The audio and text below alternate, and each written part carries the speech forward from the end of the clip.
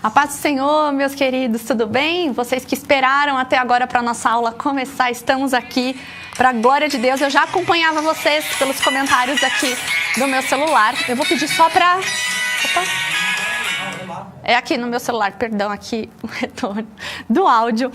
Glória a Deus. Eu vou começar me apresentando. Eu sou a irmã Priscila Mendes, sou psicóloga e também estudo neurociência. Estou aqui a convite de toda a equipe do Pequeno Galileu para esse aulão que eu vou chamar aulão de dúvidas, porque me explicaram que vocês acabaram de finalizar um módulo bem interessante com vários temas. E aqui também me solicitaram, a irmã Priscila está aqui presente, Deus te abençoe, para que eu falasse sobre alguns temas com vocês, mas eu gostaria mesmo que a gente aproveitasse esse espaço para tirar as dúvidas. Estou aqui com o chat aberto, vendo os comentários de vocês. Então aproveitem para mandar as dúvidas que ficaram ao longo de todos esses módulos, de todas essas aulas, para que a gente aproveite a nossa próxima hora juntos aqui para a glória de Deus. Amém?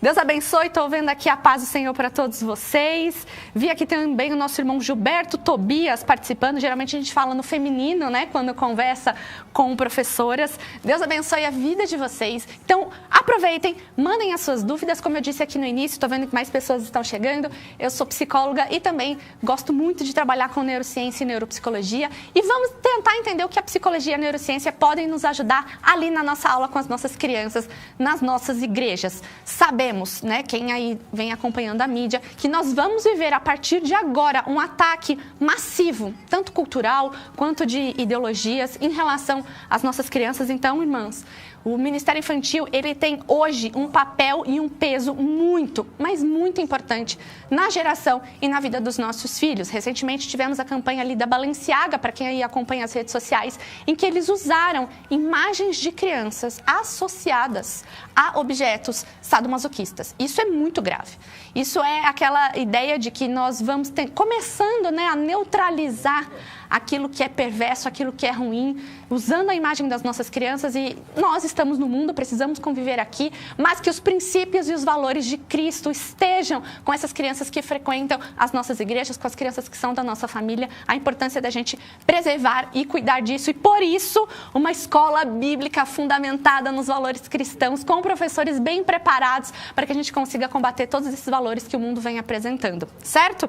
Então, olha só, acabei de ver aqui, vocês vão poder interagir com a irmã Priscila, cheguei atrasado.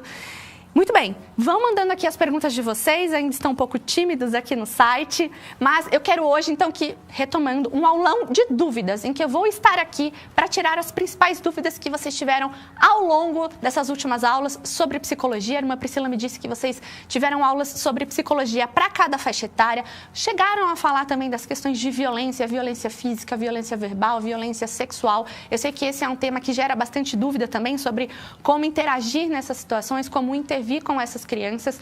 Mas, para a gente começar aqui um pouquinho, eu gostaria de falar sobre três, talvez, principais coisas que acabam acontecendo de forma geral na nossa escola, independente da faixa etária. Né? Muitas vezes, quando eu visito alguma IPDA, eu sou aqui da sede mundial, mas quando eu vou para algum culto, grande parte das vezes eu sou chamada para fazer parte da escolinha que está acontecendo ali, e com muito prazer, é claro, eu sempre estou ali nas aulas e eu acabo percebendo algumas dificuldades que os professores têm.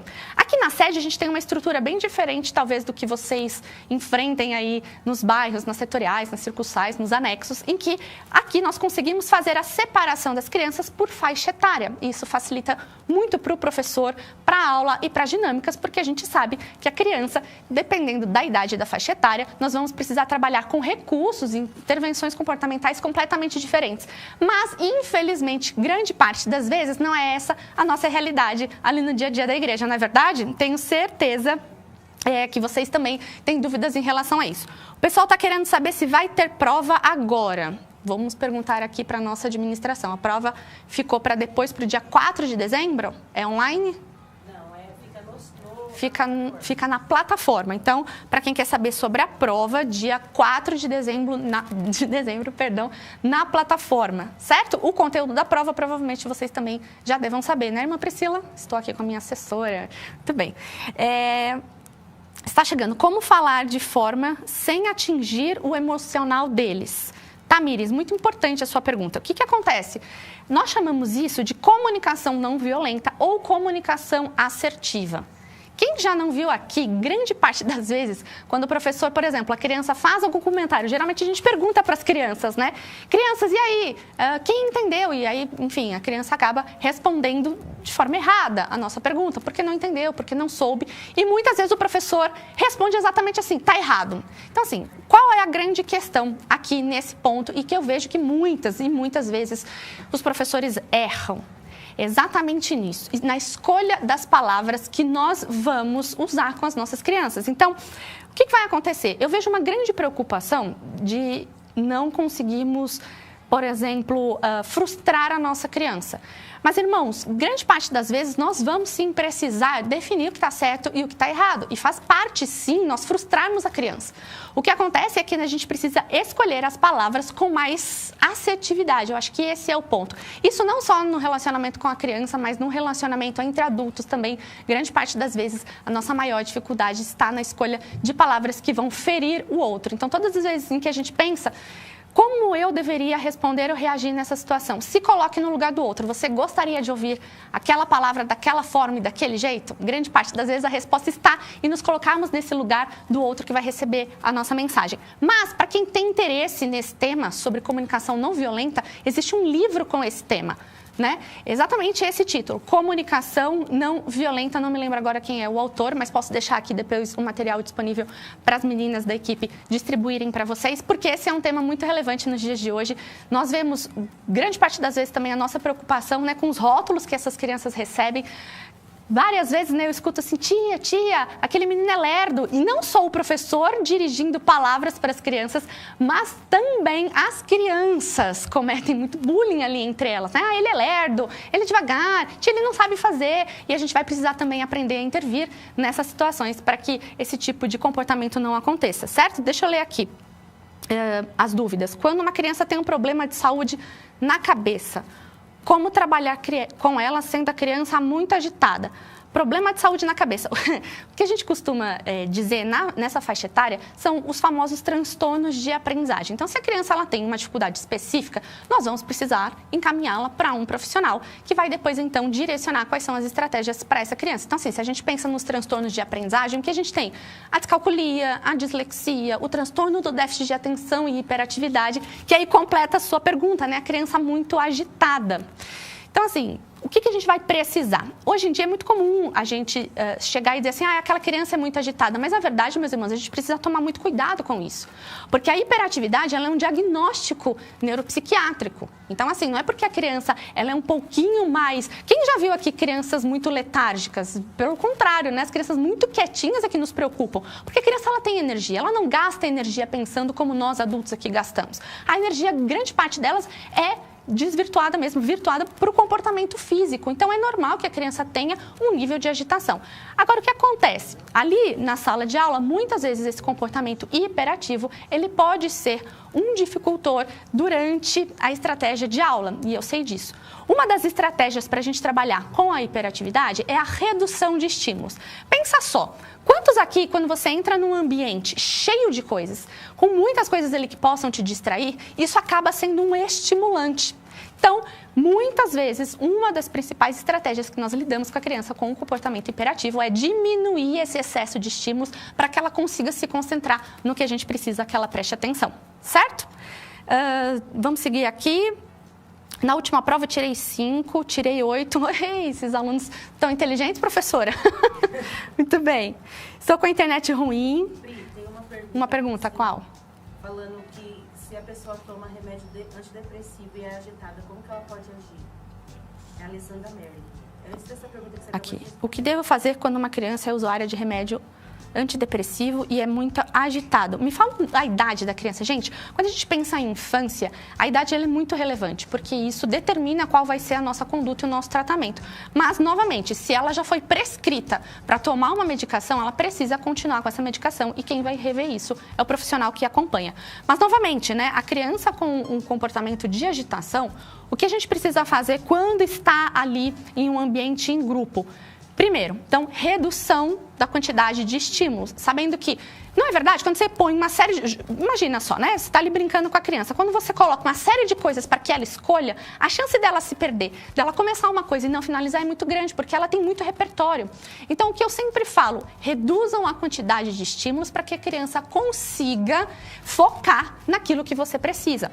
Segunda coisa, tenta virar o campo visual dessa criança para você. Então, a gente... Aquela estratégia famosa de colocar a criança para sentar na frente, de colocar a criança para sentar próxima a uma que seja um pouco mais tranquila, sabendo que essa dificuldade, por ser uma dificuldade cognitiva, grande parte das vezes o que a gente vai precisar fazer é exatamente alterar o ambiente para que a resposta do comportamento seja um pouco mais próxima daquilo que a gente espera, certo? Quando uma criança participa nos cultos, só que time... O que pode fazer? Irmão Jonan. Time, me descreve aqui um pouquinho melhor. Vamos ver, vou pedir para minha equipe tímida. É isso? Participa nos cultos, só que o que pode fazer? Muito bem, estimular. A gente chama isso em psicologia de reforço verbal. Então, o que a gente vai precisar fazer com essa criança? Uma técnica que se chama dessensibilização. A gente vai aos pouquinhos aproximando essa criança da situação que ela tem medo. Não adianta eu pegar uma criança que é tímida e tem medo de exposição social e simplesmente dizer assim, vai lá, você consegue sem treiná-la antes. Então, uma das coisas que você pode fazer é ali, na aulinha com a criança, fazer com que ela apresente um teatrinho para você. Olha, vamos fazer o seguinte, a gente vai ter uma apresentação aqui daqui a um mês. Treina comigo, treina na sua casa, treina com a sua mãe, treina com o seu amiguinho. Então, a gente vai passos a passos, ensinando essa criança, dessensibilizando ela para essa situação que é uma situação de medo. Entendendo que timidez é um traço de personalidade e que isso, obviamente, a gente não vai mudar da água para o vinho, mas todo comportamento ele é passível de mudança. Então, com esses pequenos treinos em situações que elas se sintam mais confortáveis, com pessoas que ela se sinta confortável, vai auxiliando ela a conseguir se expor depois de uma maneira mais ampla. Faz sentido? Muito bem. Mais perguntas aqui? Deixa eu ver. No meu caso, a criança tem 10 anos, é isso? Tem dias que ela não toma remédio. É muito difícil, mas a família não é evangélica. Tenho medo de abordar e não deixarem eles virem na escolinha. Juliara, você traz um ponto aqui muito importante. Até que ponto nós, como professores ali de escola infantil, podemos intervir com algumas falas em relação à família, principalmente a família da criança não crente? O que eu geralmente costumo sugerir, não só para pacientes, mas para as professoras, é... Qual é o seu nível de relacionamento com aquela família? Quem é a pessoa que leva essa criança na igreja? Essa pessoa já chegou até você para tirar alguma dúvida sobre o comportamento da criança? Porque muitas vezes a gente está ali com a criança, a gente observa alguma dificuldade, mas a gente não tem nenhum tipo de contato com a família. Então, imagina só, nesse momento, você chegar para essa família e dizer assim, olha, eu percebo aqui que, então, não está tomando remédio, o comportamento do seu filho não está tão adequado. Qual é sempre algo que a gente precisa levar em consideração? Qual é a sua relação e a sua proximidade com os pais ou com o responsável que tem levado a criança para a escolinha? Muitas vezes também o que eu vejo é assim, os pais ou os professores ali da escola recebem a criança naquela demanda que começou a hora do culto, vai chegando todo mundo e não estabelecem essa relação de contato e de diálogo com os responsáveis ou com os pais. O professor da escolinha, ele precisa estar ciente de que esse momento de contato com a família, ele é importante. Exatamente por isso, porque muitas vezes vocês vão avaliar comportamentos que a sua avaliação e a sua percepção vão fazer diferença na vida daquela criança, mas você não tem espaço ainda com essa família. Então, primeiro ponto que você precisa observar, você já tem um canal de diálogo com essa família? Segundo ponto, a forma como você se comunica é uma comunicação assertiva? De que forma você vai levar esse conteúdo?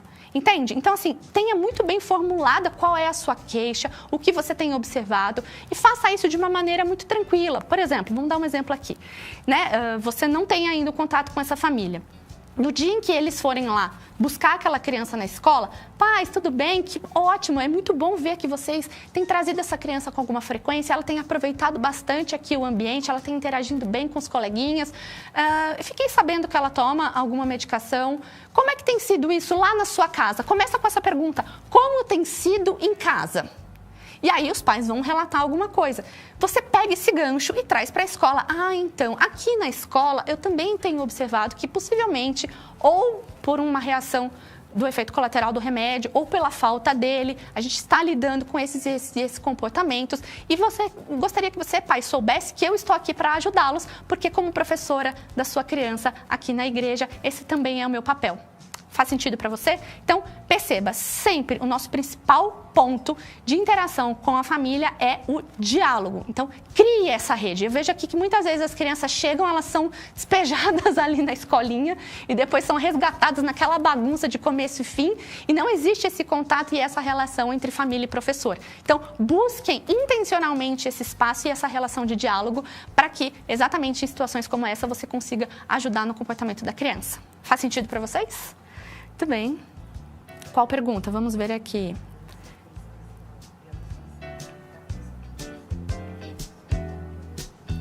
Uma criança especial? Deixa eu só ver quem é a pergunta. Do Edson Coutinho. Vamos acompanhar aqui. Tem uma criança aqui que ela é especial. Quando você... sim, no modo professor. O que eu posso fazer? Ok. Especial, quando a gente fala assim, criança especial, eu preciso entender qual é o nível de dificuldade da criança. Então, por exemplo, é uma criança que tem dificuldade intelectual, é uma criança que tem dificuldade motora. Mas o que acontece? Grande parte das vezes, eu entendo que a criança com uma necessidade especial, ela acaba tomando ali uma atenção de toda a equipe para que ela consiga interagir da melhor maneira. Obviamente, e assim como qualquer outra criança, a gente não pode entregar o protagonismo da cena só para uma pessoa. Então, o que a gente precisa fazer? Criar ali estratégias para que no dia a dia, num ambiente em que você está ali da aula, ela consiga ter esse momento, mas que depois ela consiga também entender que existe o espaço para que outras crianças possam participar. Isso aqui é muito importante também que a gente tenha, e eu entendo que talvez não seja uma realidade de todas as igrejas, a escolinha com mais de um professor. Eu não sei como tem funcionado nas igrejas, aqui na sede a gente sabe que a equipe é um pouco maior, mas exatamente por isso, né? Quando a gente tem um maior número de profissionais, a gente consegue direcionar melhor essas reações ali da criança, mas o que a gente precisa fazer? Em primeiro lugar, validar para essa criança que você entende o quanto é importante para ela ser o professor da turma. Então, valide a emoção daquela criança. Olha, eu sei que para você é legal. Faça esse espaço de acolhimento, dê esse espaço para que essa criança haja dessa forma e explique que existem uns demais que também precisam e gostariam de participar na mesma intensidade que ele e já direcione a atenção dessa criança para outros ambientes, para outras atividades. Tudo bem? Faz sentido aqui para vocês? Então, olha só. Na escola Pequeno Galileu tem várias faixas etárias. Tem um jovem com distúrbio. Fala o tempo todo. Tenho outra que corta todos os meus papéis da atividade caladinha. Muito bom.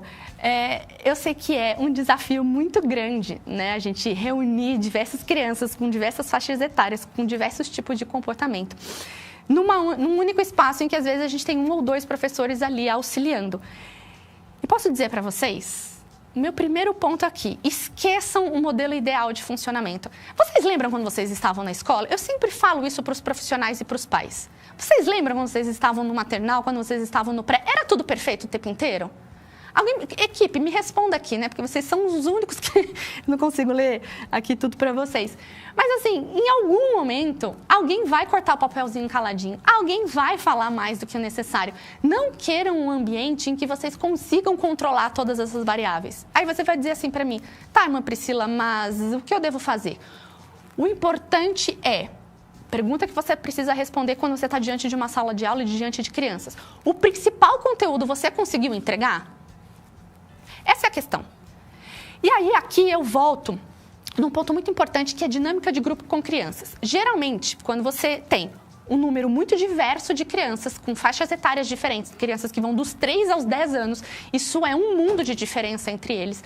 Você tem crianças, né, com essas dificuldades, um muito quietinho, outro muito agitado. Meus queridos, qual é a principal estratégia para trabalhar num grupo assim, se você não tem muitos professores e tem toda essa variedade de idades e de comportamentos? Alguém sabe me dizer? Quero ver vocês aqui. Quem sabe me dizer qual é a melhor estratégia quando a gente tem um grupo tão heterogêneo assim para trabalhar? Em que você não vai conseguir focar a atenção de um e fazer toda a sua aula de forma bem produtiva. Alguém aqui da equipe sabe me dizer como trabalhar com um grupo de crianças com várias idades tão diferentes? É muito básico, meus irmãos. A primeira estratégia que vocês precisam ter em mente é roda. Coloca todo mundo em roda, afasta a cadeira, afasta. Porque o que você vai precisar tentar fazer, você, professor? Controlar o ambiente, entende? Você tem ali uma função, que é passar o conteúdo, os princípios e os valores que a escola bíblica precisa ensinar para a criança. Mas você tem um grupo muito heterogêneo, não é um grupinho só de 3, 4 anos de idade com crianças que você vai conseguir trabalhar. É um grupo diversificado, da forma como a gente tem visto aqui. Roda. Roda, coloca a galera na roda. Afasta, de novo, afasta a cadeira, afasta a mesa para que você consiga controlar o ambiente. Ah, então vamos trabalhar com pintura. Então você vai lá contar a história. Lembrando aqui, eu vou retomar depois os passos, os 3 principais passos que a neurociência nos explica do que é funcional numa sala de aula em termos de aprendizagem. A gente vai falar disso um pouquinho mais para frente. Mas, principalmente, se você vai entregar a pintura, faça também o controle dos materiais.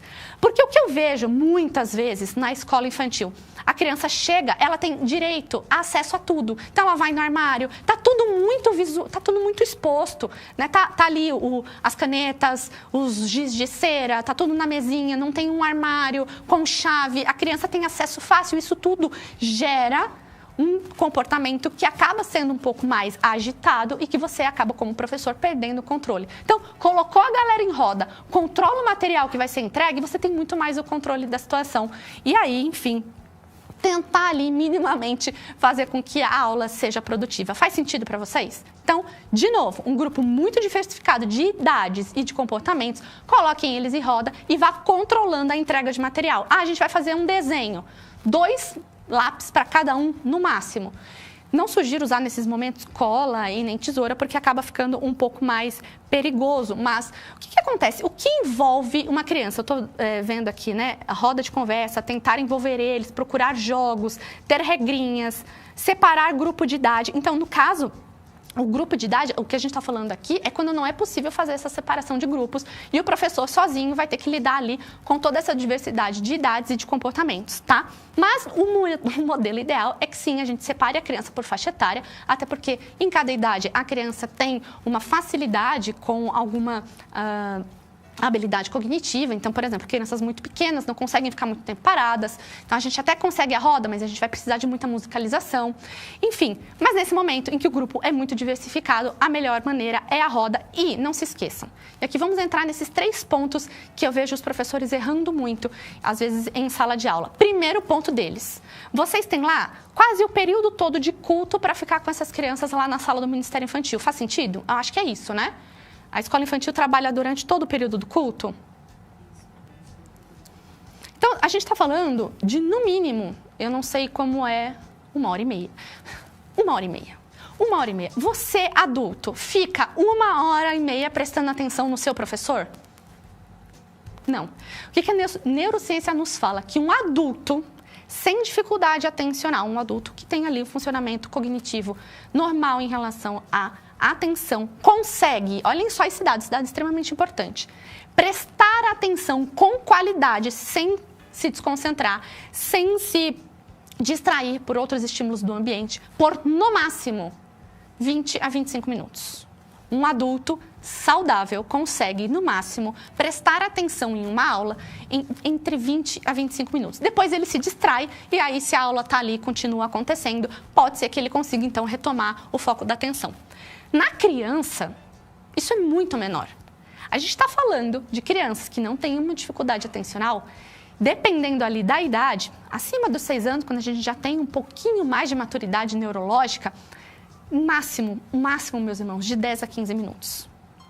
Percebam, vocês têm 1h30 para ficar com essas crianças ali em ambiente. E elas vão com qualidade, porque esse é o funcionamento do cérebro delas. É para isso que o cérebro delas, naquela idade, ainda está preparado. Conseguir prestar atenção em, no máximo, 10 a 15 minutos. O que isso significa? Isso significa que você vai precisar ser muito intencional ao pensar quais as atividades e como você vai passar o conteúdo da escolinha bíblica para essas crianças. Porque o que vai acontecer? E é o que eu sempre recomendo, que os primeiros minutos ali dessa criança com você sejam os minutos principais em que você vai levar o conteúdo. Lembrando que, assim, eu sei que vocês têm aula aqui de como montar histórias, de como, enfim, fazer com que a gente realmente consiga aprender a atenção e o interesse da criança na história. Lembrem-se, eu vejo professores contando histórias extremamente longas, mas passados 10 minutos, isso a criança que não tenha dificuldade de agitação e de atenção vai conseguir prestar atenção. No mais, isso não vai acontecer. E aí, o que é extremamente importante, e eu vejo também um outro motivo pelos quais as professoras batem ali na tecla para vocês estarem sempre atentos ao usarem os 5 sentidos. Quem já ouviu isso? Eu tenho certeza que elas estão sempre aqui retomando esse conteúdo com vocês. E aí eu vou explicar uma coisa extremamente interessante, que eu acho que vale não só para quem é professor, mas para a nossa vida, que é o fato de que, vocês já se perguntaram o porquê o nosso cérebro não grava tudo o que acontece na nossa vida? Então, por exemplo, se eu te perguntar assim, você lembra o que você tomou de café da manhã ontem? Você pode até se lembrar, porque talvez seja algo corriqueiro, ou porque te chamou a atenção. Mas já pensou, se você se lembrasse o que você tomou de café da manhã no dia 20 de novembro do ano passado? Faz sentido essa informação para o seu cérebro? Faz sentido? Alguém já fez essa pergunta? Então, assim, pensem, você está ali preparando uma aula extremamente importante sobre princípios e valores cristãos e você quer que essa criança memorize aquele conteúdo, porque aquele conteúdo é importante. Como é que o nosso cérebro faz a distinção entre o que é importante e eu preciso memorizar e o que não é importante e eu preciso descartar? Eis aqui o ponto. O que vai acontecer? A gente não fala para usar os 5 órgãos do sentido à toa, ou só porque é legal, ou só porque vai chamar a atenção. Nós falamos isso porque isso é uma estratégia de neurociência, é assim que o cérebro funciona. Vou dar um exemplo aqui para vocês. Quantas vezes, se eu te perguntar assim, que lembranças você tem da sua infância? Muito provavelmente você vai trazer informações que estão relacionadas a algum conteúdo afetivo, algo que você viveu e aquilo te marcou emocionalmente. E aí todo mundo vai dizer assim, é verdade, faz sentido. Todas as vezes que eu recordo de algo que eu vivi e senti, aquilo fica uma memória mais forte. Exatamente isso. Para que o nosso cérebro entenda que aquela informação é forte e precisa ser armazenada por mais tempo, ela precisa ter mais conexões neuronais. E como promover isso? Usando os 5 sentidos. Entendam, se eu estou ali, diante de uma informação que não é tão relevante assim, o que acontece com o meu cérebro? Então, ao longo de todo o meu dia, que horas eu acordei hoje? Não sei que horas eu acordei. Eu tenho uma menção disso. Eu preciso decorar isso todos os dias? Não. O que o nosso cérebro faz? Quando a gente entra na fase de sono profundo, na fase de sono REM, olha a importância do sono para quem não dorme direito. O nosso cérebro ele vai lá e faz uma limpa nas informações que não são tão fortes e que não receberam tanta carga, tanta conexão neuronal ao longo do meu dia. Então, o que acontece? Se eu quero que aquela informação vire aprendizagem, eu preciso passar uma mensagem para o meu cérebro de que aquela informação tem que ser forte. Então, pensem só. Eu acordei, olhei lá no celular, vi que eu acordei 8h07 da manhã. Essa é uma informação importante? Não, não é. Então, eu vi, posso ser que eu me lembre, mas no final do dia pode ser que não. O que vai acontecer? Se eu ficar ao longo do meu dia pensando assim, eu acordei 8h07 da manhã, eu acordei 8h07 da manhã, eu acordei 8h07 da manhã. Grandes chances de eu acordar no dia seguinte com essa informação. Ontem eu levantei 8h07 da manhã. Exatamente isso. Quando a gente entra em sono profundo e o nosso cérebro vai fazer a limpa num espacinho que se chama buffer episódico, ele vai olhar, peraí, essa informação tem muita conexão neuronal. Essa informação, ela é forte, olha só, ela tem uma carga que vem não só do visual, mas também do auditivo, do sensorial, do tátil. Isso aqui eu não posso apagar não. E aí isso vira aprendizagem. Vou dar um exemplo na prática. Você está ali dando aula, Pedro, Thiago, João no barquinho. Existe até aquela música dos 3 palavrinhas que as crianças da creche amam. Qual é a mensagem que você quer passar com essa história de Pedro, Thiago e João? Uma história de obediência, né? Eles estavam numa situação adversa, ouviram a voz do Senhor, decidiram obedecer e tiveram um resultado positivo. Então, qual mensagem eu quero passar para minha criança? De que a partir do momento em que elas obedecem à voz de Cristo, elas vão colher bons resultados, certo? E aí, você está ali na historinha, ok? Falando com a sua criança que já viveu uma série de coisas ao longo do dia dela e que vai dormir à noite. Como dizer para o cérebro dessa criança que essa informação é importante? Fazendo com que essa informação tenha muita conexão neuronal, com que essa informação venha com uma carga emocional e afetiva, porque na hora que ela for dormir, o cérebro vai mandar ela para uma região que a gente chama de memória semântica, memória de longo prazo, que é aqui bem no meio do nosso cérebro. Então olha só que interessante, você está lá dando a aula Pedro, Tiago, João no barquinho, usando todas as estratégias que as professoras falam para vocês usarem. E aí você associa aquela informação. Você vai contar a história, você vai usar fantoches, você vai usar recursos visuais, você vai usar música, você vai fazer aquela criança... Por exemplo, né, eu vejo professoras extremamente criativas que criam a arca, colocam a criança dentro do barquinho, colocam o Pedro, Tiago e João, vestem a criança, colocam o peixinho, tira o peixinho, repete a informação, faz a criança sentir a situação. Começam a perceber que vai ser muito difícil para essa criança esquecer essa vivência. Esquecer esse momento de aprendizagem? Por que a lição de casa é um recurso que até hoje as escolas não aboliram? Porque a repetição leva à memorização, e memorização é a aprendizagem. Então é por isso, muitas vezes quando a gente está ali numa aula e pede para que vocês, professores, usem diferentes recursos, isso não é só para captar a atenção da criança, isso é para fazer com que essa informação ganhe muitas conexões neuronais, se torne forte e de fato vire aprendizagem. Faz sentido para vocês? Então, ao pensar em uma aula, considerem todas essas questões. De que vocês, primeiro, precisam lidar com a capacidade de atenção da criança, que vai, no máximo, girar em termos de 10 a 15 minutos. Ok? Então, peguem o melhor momento da aula, que é sempre o início, quando elas não estão cansadas. Separem a aula em fragmentos. Então, eu vou começar a aula com a historinha. A historinha eu vou usar todos aqueles princípios que eu aprendi, né? De montar o início, o clímax, a conclusão da história. Não faz sentido tudo isso? A mensagem da salvação, para trazer ali no final para a criança fixar, né, a ideia. Então, assim, vai usar o recurso visual, porque o que acontece? Se eu perguntar para vocês aí no chat, eu perguntar aqui para minha equipe, como vocês, como alunos, aprendem melhor? Pelo que o professor fala ou quando vocês leem o slide e anotam? Quando lê, quando fala, quando escuta. Percebem? Existem diferentes perfis cognitivos e diferentes perfis de aprendizagem. Então, você, professor, precisa levar isso em consideração ao montar uma aula, considerar todos esses recursos. Tanto as habilidades para quem tem facilidade auditiva, que vai só te ouvir e vai memorizar, quanto para aquela criança que tem a memória fotográfica, a memória visual. E aí, então, você vai precisar dos recursos visuais. Musicalização. Então, pensem, eu vejo muitas vezes o professor começar a aula, sabe para dar aquela animada? Com música. Quem aqui não vê o professor começando a aula com música? Mas, gente, música para criança é estímulo para agitação. Então, você chegou, vamos cantar, e aí canta já aquela musiquinha agitada, a chance de você conseguir controlar esse comportamento depois, ela é muito menor. Então, pensem, isso, vocês precisam ser muito intencionais em colocar esses recursos que facilitam a aprendizagem. Música facilita muito a aprendizagem, por quê? Porque gera associação de palavras, rima. Mas o que acontece? Em termos de comportamento, agita. Então, deixa a musiquinha para o final da história, para o final da aula. O que eu costumo perceber, que muitas vezes funciona, muito parte das vezes, que eu sempre dou essa orientação para os professores. A gente começa, nem sempre todas as crianças chegam no mesmo horário, isso também é um pouco óbvio. Então, nesse momento, deixem a atividade mais livre, mas cuidado para que essa atividade livre não seja de agitação motora. Então, eu vejo que a atividade está livre, né, porque estão esperando as crianças chegarem, e tem crianças correndo para lá e para cá.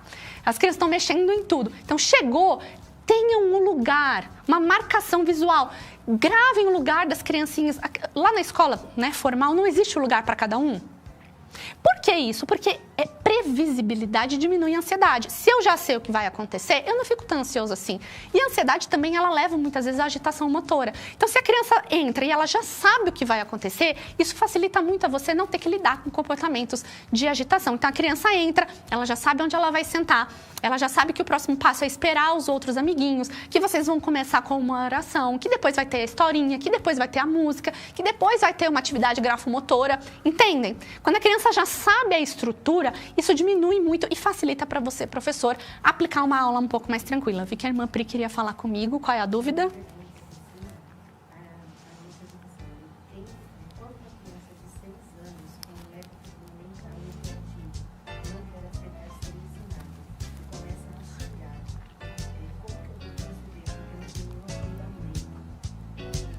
Nossa. Tieta tá lá logo no início das perguntas. Ela vai dizer assim, repete para mim porque o pessoal não tá te ouvindo. Uma criança que tem 6 anos, tem uma dificuldade mental e operativo leve.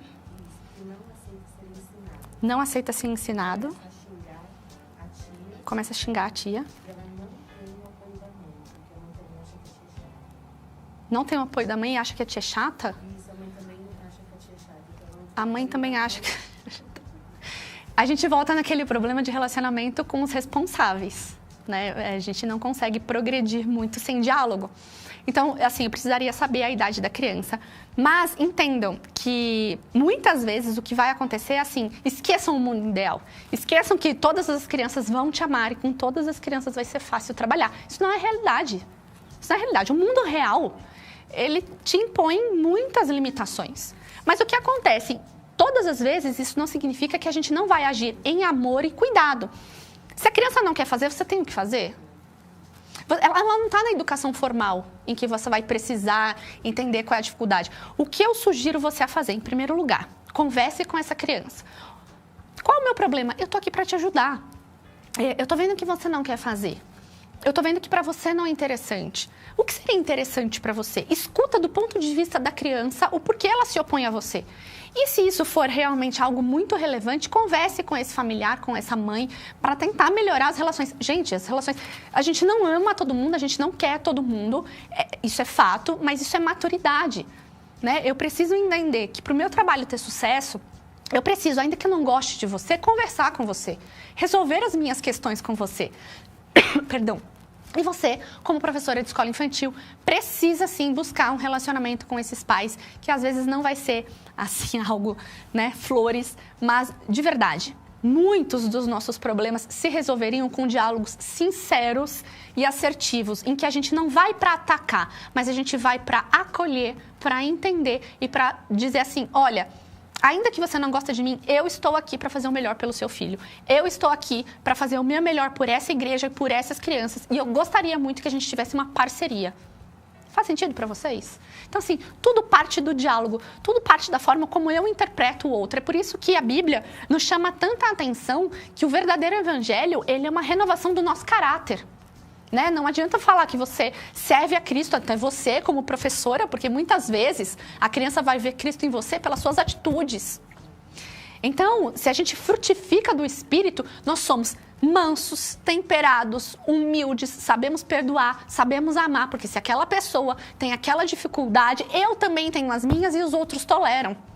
Então, é um diálogo em que você... A gente é colocado à prova, como Deus diz, né? Ame o seu inimigo. Porque é exatamente nesse momento extremamente desafiador de uma criança que não gosta de você, de uma mãe que não gosta de você, mas que você precisa fazer o seu trabalho. Então, é acolher em amor, é acolher em escuta. Chamar, exatamente, separar dessa mãe e dizer assim, olha, eu não sei, se eu te fiz alguma coisa, me perdoa, porque como cristã, eu preciso entender que eu estou aqui para levar o melhor para você e para o seu filho. Entende que isso é para toda a relação? Então, se a gente consegue ter um coração perdoador, um coração que ama, a gente resolve esses conflitos. E aí, de fato, levar, num segundo momento, esse diálogo com a criança para que você consiga, de alguma maneira, ter um trabalho que possa frutificar na vida dele também. Certo?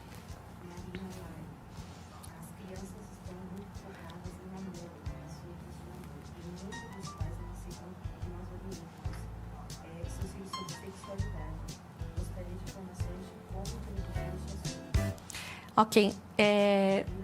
Marina Mari está dizendo aqui que os pais, muitas vezes, são um pouco resistentes aos professores da escola infantil entrarem com temas sobre sexualidade.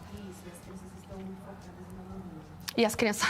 É uma geração que está extremamente sexualizada. Foi o que eu disse, eu não sei quem estava aqui já desde o início da live.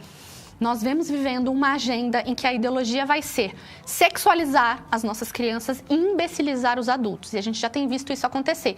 Eu fico muito incomodada quando eu abro aqui as minhas redes sociais e vejo adulto fazendo dancinha de TikTok. Eu não sei se é só comigo, mas vocês aqui também do estúdio, vocês aí de casa, né? Você vê adulto e tá lá e mexe a mãozinha. Por quê? Porque existe toda essa ideologia, principalmente, né, a ideologia da esquerda, de imbecilizar o adulto.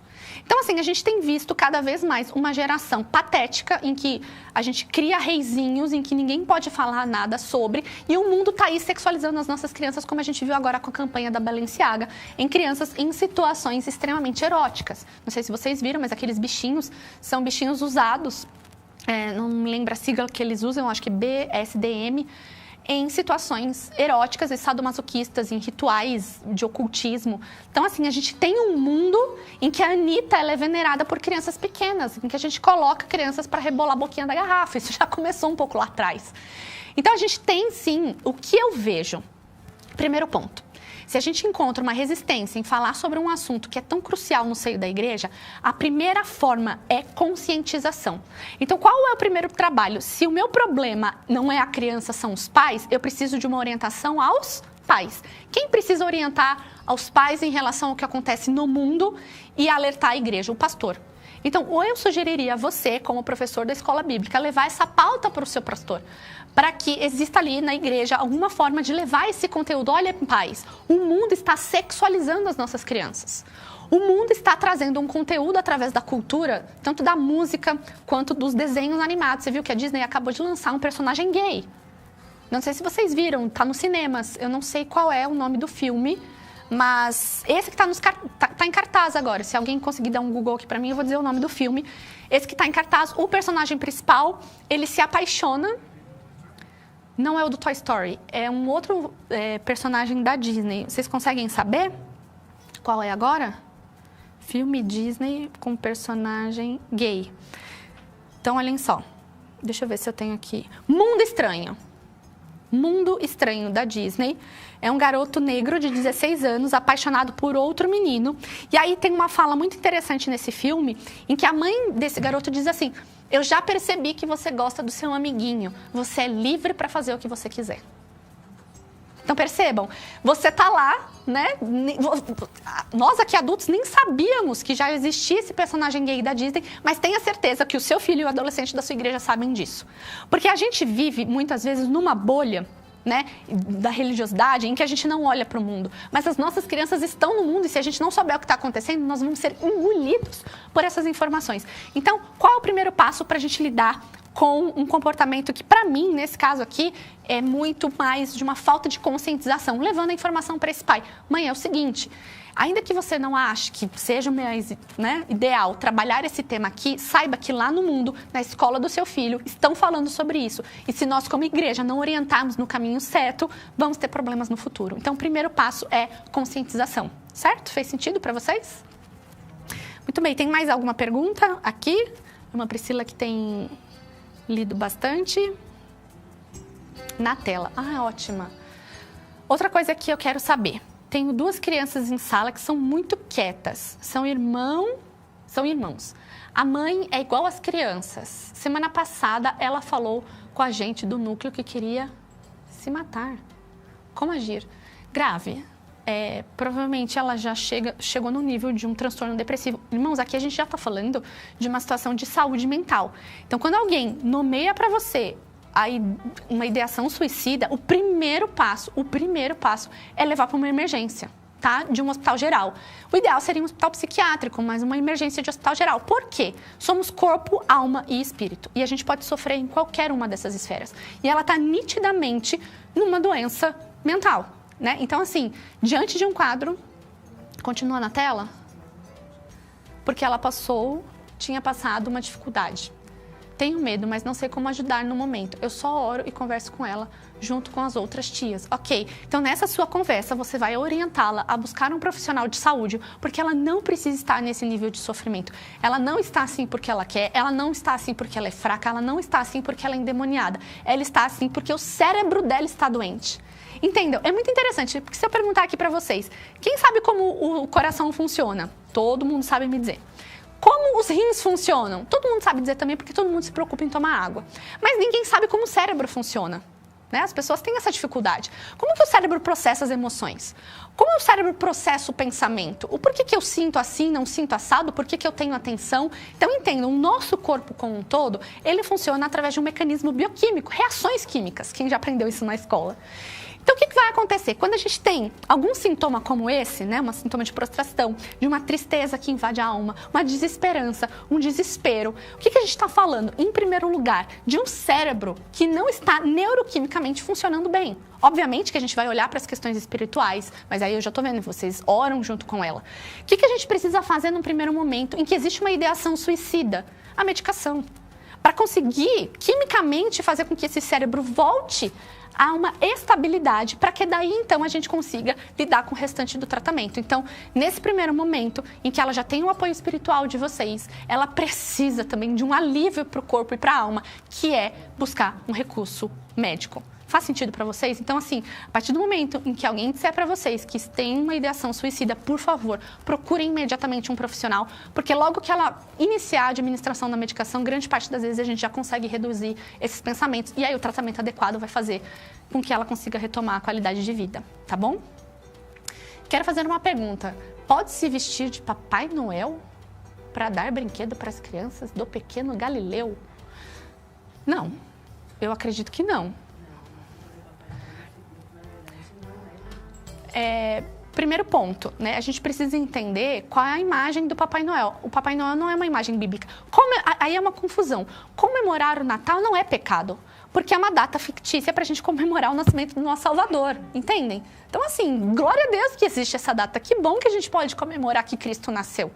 Mas o Papai Noel, ele é uma figura, né, da cultura e que não representa aquilo que a gente entende como princípios e valores cristãos. Então, não faz sentido a gente usar a figura do Papai Noel no ambiente cristão. Ok? Mais alguma dúvida? Temos aqui? Uau! A gente está falando... a pergunta foi: quando uma criança está sendo abusada, como eu devo agir? Nossa, então a gente entrou aqui num ponto extremamente importante e eu quero fazer... Deixa eu só... Eu abri aqui o chat, acho que não consigo mais, a minha internet se foi. Para conversar com vocês, porque eu quero começar... A gente travou ali, né? Não, recuperei aqui. Ok. Quando descobrimos que uma criança foi abusada sexualmente, como comunicar os pais? Uau! Então, vamos lá. Vamos começar a pensar aqui sobre abuso e esse é um tema extremamente longo e interessante. Primeiro lugar, a gente precisa ter certeza, essa criança verbalizou. Então, você já tem a informação de que isso é real ou é uma suspeita. Percebam que são coisas diferentes entre uma suspeita e uma afirmação da criança ou do adolescente que foi vítima de uma violência sexual. O que eu vejo sempre, quase 100% das vezes, é o desespero de toda a equipe em fazer a denúncia. Então precisamos denunciar o abusador. Nosso primeiro passo é buscar a rede de apoio para manter essa criança em segurança, porque grande parte das vezes também os abusadores não são pessoas que estão distantes ou não foram, às vezes, situações únicas que se passaram na vida da criança. Às vezes é um pai, às vezes é um primo, às vezes é um tio, às vezes é um vizinho. E aí, então, entendam, a partir do momento que você tem um relato da criança ou uma suspeita, busque a rede de apoio. E aí, eu vou trazer aqui alguns exemplos do que eu já vivenciei em termos de violência, que foram situações que me fizeram refletir muito sobre o papel da denúncia nesses casos. O que já aconteceu? Eu já vi pais, né, professores de escola que denunciaram imediatamente para os familiares o que estava acontecendo. E aí, sabe o que esses abusadores fazem com a criança? Somem com a criança. Ou, às vezes, silenciam essa criança. Então, o que acontece? Numa situação em que ela já foi a vítima, primeiro ponto, eu preciso acolher. Segundo ponto, eu preciso garantir que o cuidador direto, seja pai, seja mãe, seja uma avó, esteja ciente e não esteja, infelizmente, acobertando o abusador. As pesquisas já nos mostram que 84% às vezes dos casos de abuso sexual infantil, algum adulto é conivente com o comportamento do abusador. Então, quando eu digo que a gente precisa buscar a rede de apoio e de segurança dessa criança, quem leva essa criança para a escolinha? Quais são as pessoas que já sabem? Então, isso tudo você precisa ter em mente antes de agir diante desse caso. Quem é a criança, né? Então, novamente, quem são os responsáveis? É a mãe que leva a criança na igreja? A igreja está te relatando que o abusador é um tio? Qual a sua relação com a mãe? Qual o envolvimento dessa mãe? Essa criança... Então, assim, antes da gente sair fazendo qualquer coisa, se certifique de que você tem todas as informações do caso e que essa criança já está numa situação segura em que ela não vai mais ser violentada. Faz sentido para vocês? Porque o que eu vejo aqui aconteceu em uma das nossas unidades, né? Enfim, a criança acabou falando sobre o abuso sexual e isso virou uma fofoca ali entre as mães. O que o pai da criança fez? No fim de semana, que ele tinha o direito de buscar o menino, ele fugiu com a criança para não ser procurado e não ser visto. Numa outra situação também, a mãe, ela não tinha como sair ali daquele ambiente extremamente abusivo e tóxico e tirou a criança da escola e a gente não teve mais acesso, tirou a criança da igreja. Então, acontece muito, às vezes, de você ter acesso ao relato da criança de que ela vem sofrendo violência. E aí, se você manifesta um comportamento desesperado de fazer qualquer tipo de denúncia ou atividade sem pensar na segurança e no bem-estar dessa criança, a gente acaba colocando ela num lugar de silenciamento, porque o abusador fica sabendo que a criança está falando da situação e vai lá e faz qualquer outro tipo de comportamento que inviabilize uma ação nossa. Então, assim, num primeiro momento, a criança contou, ou isso é uma suspeita, quem é a rede de apoio? Com quem você pode contar? Não sei, para manter essa criança em segurança. Próximo passo, então, aí é mobilizar as pessoas próximas a fazerem uma denúncia. Mas a denúncia é no segundo passo, quando você já garantiu que essa criança está segura, que, de fato, alguém da rede de apoio dela, seja a família estendida, um tio, uma avó, vai poder fazer o acolhimento e você conseguiu fazer essa conversa. Fez sentido para vocês? Verdade, estou aprendendo muito, um assunto muito triste. Então, assim, de uma forma bem prática, tenham em mente que, como professores, vocês precisam garantir a segurança da criança. Porque a gente tem essa mania de justiceiro, de querer, vamos atrás, vamos fazer a denúncia e vamos dizer que a gente já está sabendo. Tomem cuidado para, de fato, isso não ferir a segurança da nossa criança. Então, busquem sempre através do diálogo assertivo, ok? Gente, o problema no mundo se resolveria se as pessoas soubessem conversar. Fato. Quem nunca ouviu essa frase, né? Então, e aí, óbvio, também fica aquela pergunta, e o que fazer com a criança? Acolhimento. Eu sempre costumo dizer assim, diante de um problema, nós temos duas soluções, ou duas possíveis tomadas de decisão. Primeira delas é, eu tenho esse problema, você tem que se perguntar, eu consigo resolver esse problema? Se eu consigo, então eu planejo uma ação, né? Então, assim, tá, eu tenho um problema aqui. Vamos voltar aqui no caso, né, para a gente ficar ainda mais prático, daquela mãe e da criança que não gostam de mim e que eu tenho ali uma dificuldade no trato com ela. Eu tenho como resolver esse problema? Tenho. De que forma? Penso num plano de ação, conversando com essa criança, conversando com essa mãe, destacando os pontos de conversa que eu vou precisar ter com essa mãe e com essa criança para tentar ter esse problema solucionado. Agora, quando a gente pensa em que o nosso problema é uma violência sexual e que isso está no passado e eu não tenho mais como agir, não cabe uma ação, cabe o plano oposto, que é a aceitação. As coisas são o que são. Ainda que eu tenha sido vítima de uma situação, eu sou protagonista da minha vida e da minha história. Então, o que você vai precisar fazer nessa criança é fortalecer a identidade dela em Cristo, fortalecer a identidade dela como pessoa, para que ela consiga, né, seguir, resgatar e, de fato, seguir a vida como protagonista da história dela, entendendo que ela foi uma vítima e que ela não teria o que fazer naquela situação. Faz sentido para vocês? Então, diante de um problema, pense, tem solução? Plano de ação. Não tem solução? Aceitação. Essa é a vida. Infelizmente, nós vamos passar por situações. Certo? Perfeito, não bate. Eu percebo que algumas professoras, quando perdem o controle da sala, elas se sentem incapazes. Já no presencial, essa situação, como ajudar a professora a retomar a aula? A Bruna Barbosa está me perguntando isso. E essa é uma pergunta muito incrível, né? Porque vai acontecer de um determinado momento você perder ali o controle da sala de aula. E né, assim, frequentemente, o que as pessoas fazem para impor respeito? Aumentam o tom verbal, começam a gritar. Não é esse o comportamento das professoras ou dos pais? Né? Então, aconteceu ali alguma situação, elas começam a falar, guardem, para tudo, chega, vai para o lugar. E aí, a verdade é o seguinte, todas as vezes em que você passa essa mensagem de um tom de voz mais alto, isso acaba se tornando agressivo e a criança às vezes nem reage em relação a te obedecer. Porque a autoridade, ela não é algo que ela é imposta, é conquistada. Então, uma das estratégias que eu costumo sugerir para os professores e que eu uso bastante em sala de aula é desenvolver alguma metodologia. Por exemplo, eu uso esse gesto aqui, ó, do tempo. Ok? O que vai acontecer? Quando eu começo a pedir tempo, as crianças vão entendendo que elas precisam ficar em silêncio. Entende? Mas isso é algo que você vai trabalhando e treinando com a sua turma. E é muito interessante que quando eu começo assim, ó, um começa a falar pro outro, para, a professora quer falar, fica em silêncio, faz silêncio. Porque assim, na medida em que você tenta brigar ou competir com o barulho que os alunos estão fazendo ali na sala de aula, grande chance de você não ter êxito em retomar o controle da situação. Então, qual é o ponto? O ponto aqui é, perdeu o controle da situação e você precisa retomar, o seu comportamento não pode ser aquilo que você não quer que o outro faça, que é exatamente o de gritar e ficar agitada, entende? Porque o seu comportamento é o modelo e o exemplo. Então, o que você precisa fazer? Perdeu o controle, tenha alguma estratégia, usem essa, né, do tempo, ensinem as crianças, olha, quando eu fizer assim, é porque o barulho está muito alto, vocês estão falando demais, e eu não quero gritar e competir com vocês, e eles vão começando a se acalmar para tentar retomar a história. Mas o grande ponto aqui é não deixar perder o controle. Eu vejo muitas vezes que a gente se foca em buscar soluções para quando o problema já está instalado. Eu perdi a mão da sala de aula, eu não sei o que fazer. Quando grande parte das vezes na nossa vida, num geral, o que a gente precisa agir é não deixar que o problema aconteça.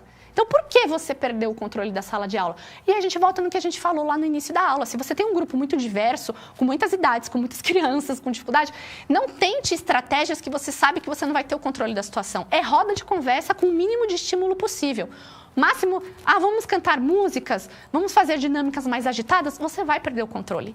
Então, assim, é você ser intencional e não chegar nessa situação. Chegou nessa situação, não adianta agir como você não gostaria que eles estivessem, né? É começar... E aí, se o seu gesto não resolveu, você vai criança a criança, vamos parar? Olha a bagunça que vocês estão fazendo. Calma, controla. Oi? Pamparamparam, como que é? Pamparampam? Como que é isso? Pamparampam, pampam. Olha... olha só a equipe me dando... Eu nunca fui do pamparampam, mas a equipe está me dando aqui uma dica. E aí vocês, já ouviram essa dica? Pamparampam, pampam, é isso? E aí a criança já sabe que precisa se acalmar. Então, mas a ideia é essa, gostei. E as crianças respondem um pampam. Pamparampam. Pampam. As crianças, muito bem.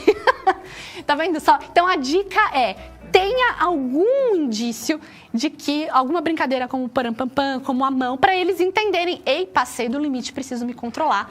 E aí isso você treina com as crianças logo no início da aula, tá bom? Mais alguma dúvida? Tá aqui, da Geisa. Eu falei que eu tenho um filho especial que tem uma dificuldade intelectual e que as crianças, se for igual ao do meu filho... Muito bem, então olha só, o que vai acontecer? A criança que tem uma dificuldade intelectual, ela muitas vezes, o que a gente vai fazer? O que eu sugiro, e é o que eu vejo acontecer, a gente não vai fazer, a sua atividade foi diferente, não. Então, por exemplo, ela está ali sentando, né, na escola para ouvir a historinha. Ela vai ouvir a historinha como todo mundo. A gente vai passar uma atividade grafomotora. O que nós, como professores, vamos precisar fazer é uma intervenção individual. Então, ali no grupo, ela recebe a instrução como todo mundo vai receber.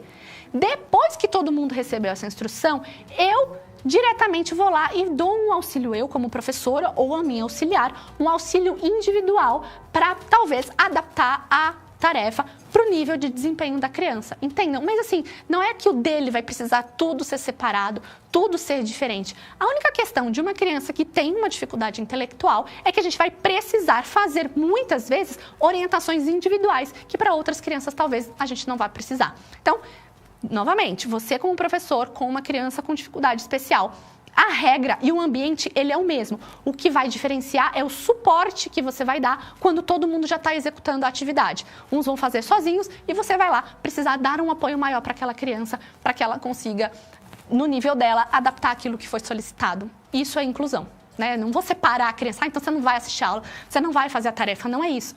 Eu lembro de uma criancinha que ela tinha dificuldade motora, e o que a gente fazia na sala de aula? A gente adaptava o lápis, eu colava colocava pregador de roupa no lápis da criança e ela conseguia segurar direitinho. Então, vejam, às vezes a adaptação ela é muito pequena, perto daquilo que a gente realmente precisa para que a criança tenha um bom desempenho nas atividades que a gente vai proporcionar. Dificuldade intelectual não significa exclusão, não significa que você não vai ter o seu filho e o seu amiguinho, né, seja quem for, ali na sala de aula. A única questão ele vai precisar de uma direção e de um apoio muito mais próximo enquanto estiver ali no ambiente. Faz sentido? Muito bem. Mais uma. Como falar sobre sexualidade e namoro quando a criança é pequena? Muito bem. É que assim, quando a gente fala de criança pequena, entendam que a idade aqui, por exemplo, se a gente está falando de 4 anos é uma coisa, se a gente está falando de 6 já é diferente, e é tudo criança pequena. Mas, de uma forma geral, como a gente começa falando sobre sexualidade para criança? Explicando as partes íntimas. Então, assim, você vai, dependendo do nível intelectual da criança, da idade da criança, você vai sentir a criança. Mas desde sempre, por exemplo, aqui na creche a gente tem uma comunicação muito interessante com as crianças. Porque se a gente pega ali crianças de 1 aninho e meio, 2 anos, para elas, né, tá de fraldinha, tá sem fraldinha, é a mesma coisa. Mas depois disso, eles começam a ter uma curiosidade pelo corpo do outro, porque eles sabem que é diferente. Então, o primeiro passo de ensinar sobre sexualidade é ensinar como o corpo funciona. É dizer e mostrar para a criança nas imagens, né, que o corpo do menino é assim, que o corpo da menina é assim, que o corpo da mamãe é assim, que o corpo do papai é assim. O próximo passo, a gente explica sobre gravidez. Né? As meninas têm muita dúvida, né, sobre o que acontece na gravidez. Então, assim, se você nunca falou nada com a criança sobre sexualidade, o primeiro passo é esse. O segundo passo, e aí a gente está falando de namoro, muito provavelmente você esteja falando de crianças um pouco mais velhas. E essas crianças, um pouco mais velhas, não sei, mas aqui na creche a gente já tem, às vezes, crianças a partir dos 3 anos, 3 anos e meio, meninos, isso principalmente, com comportamento de masturbação. Isso pode acontecer. Né? A menininha, é muito comum ela ter comportamento de masturbação quando ela cruza as perninhas. Né? Então, geralmente a menina cruza as perninhas e fica naquela chacoalhadinha e a gente já sabe que é um ritual também de masturbação. E, obviamente, o que difere algo que é normal do desenvolvimento? Gente, vamos falar aqui, né, como profissionais. Masturbação faz parte do desenvolvimento. Você vai muitas vezes encontrar o seu filho, a sua criança, o seu aluninho se tocando porque ele está se descobrindo. Qual é a diferença disso para algo que seja talvez patológico? Isso para a saúde como um todo. Intensidade e frequência com que esse comportamento vem acontecendo. Então, assim, uma criança que se toca o tempo inteiro, todos os dias, quantas vezes por dia. Quando a gente fala que a intensidade e a frequência estão muito altas, aí sim a gente possivelmente pode estar diante de um problema, tá? Então levem em consideração o comportamento. Uma criança agitada. Criança sendo criança. Não, mas isso já pode ser um traço de hiperatividade. Quando a intensidade e a frequência estão acima daquilo que a gente costuma ver como normalidade. Faz sentido para vocês? Então, no segundo ponto, como trabalhar, então, essa questão da masturbação? Dizendo para a criança, e isso acontece aqui na creche muitas vezes, principalmente na hora de dormir. A gente coloca as criancinhas ali de 4 anos, por exemplo, para dormir, e você começa a perceber que elas estão se tocando. Você chega na criança e diz, cuidado com as falas, como a gente já vem falando, né? Porque a nossa fala, ela norteia o comportamento do outro. O que eu preciso dizer para essa criança? Olha, eu entendo que você fazendo isso, você sente algo legal. Ruim não é, senão você não faria. Mas não é legal, não é adequado. Você não pode tocar no seu corpo dessa forma o tempo inteiro, porque isso é só para quando você for mais velho. E aí você faz, então, toda uma educação sexual de que o corpo dela foi feito para que quando ela for mais velha, ela venha a ter filhos, ela veio a se relacionar com outras pessoas, mas que naquele momento não é adequado, ok? Existem outras estratégias, mas isso daí é num campo mais profissional. Você, como professor, pai, mãe, tio, o que quer que seja, só precisa dizer para sua criança. Não adianta falar para ela, não pode. A criança está lá sentindo no corpo dela que o negócio não é ruim e você está falando que não pode. Entende? Então, assim, a nossa fala, ela precisa ser muito verdadeira. A criança precisa confiar em você. Ela precisa entender que, ok, é legal, é bacana, mas não é para essa idade. Não é para agora e não é para acontecer. Isso é mais para frente. Fez sentido? Eu queria até acompanhar aqui. Gente, como é difícil dar aula sem ver vocês, né? A gente vai falando e não vai sabendo se vocês estão acompanhando, mas aqui tem alguém falando que alguém tem uma excelente pergunta. Qual que é essa pergunta?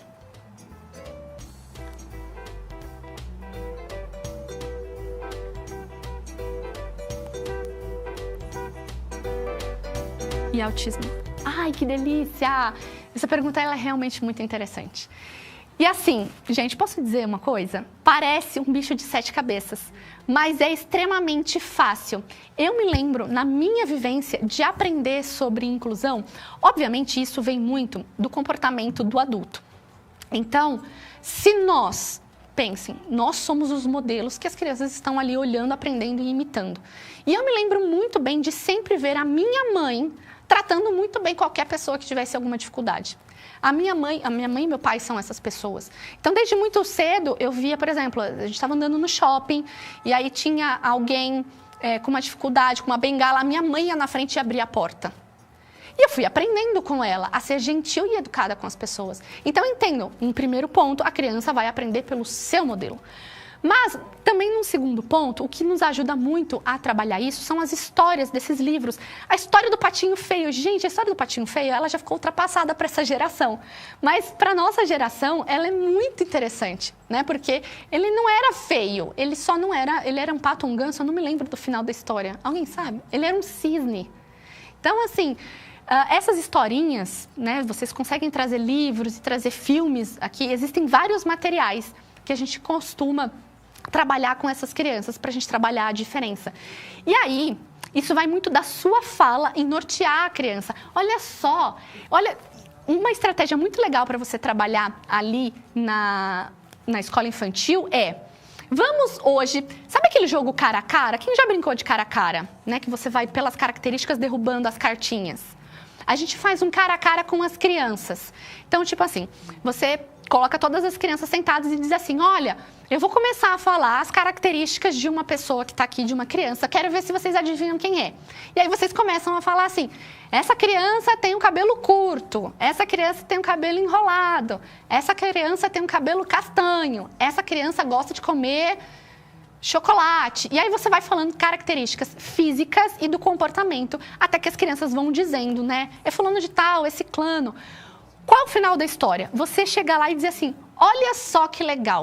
O mundo só é legal porque as pessoas são diferentes. Já pensou se todo mundo fosse como a tia Priscila?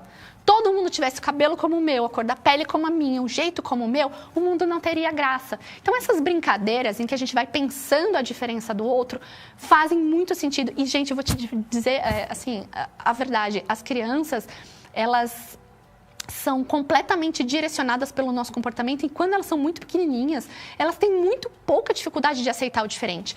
Eu me lembro que na creche chegou uma menininha, a primeira das aluninhas, que precisou usar óculos. Então, ela seria a diferente da turma. Quando ela chegou, a mãe veio com todo, né, aquele medo no portão. Ah, então, psicóloga, agora a menininha ela vai precisar usar óculos, ela não quer usar óculos, porque ela disse que nenhuma das amiguinhas dela usa óculos aqui. E o que a gente pode fazer? Eu falei, não, tudo bem. Levei ela para minha sala, conversei com ela. Olha só que legal, que bom que você pode usar óculos, porque agora você vai conseguir enxergar as coisas melhor. Já pensou se o óculos não existisse? E olha só como o seu óculos deixa você bonita. E eu fui retomando aquilo, né, a autoestima daquela menininha. Quando ela entrou na sala de aula, ela já entrou assim para todo mundo. Olhem os meus óculos. E o óculos dela era de borracha, né, óculos de criança. Eu só sei que quando chegou no horário do almoço, 2 menininhas não queriam comer, coleguinhas de sala. E aí eu perguntei para elas, por que vocês estão chorando? O que foi que aconteceu com vocês?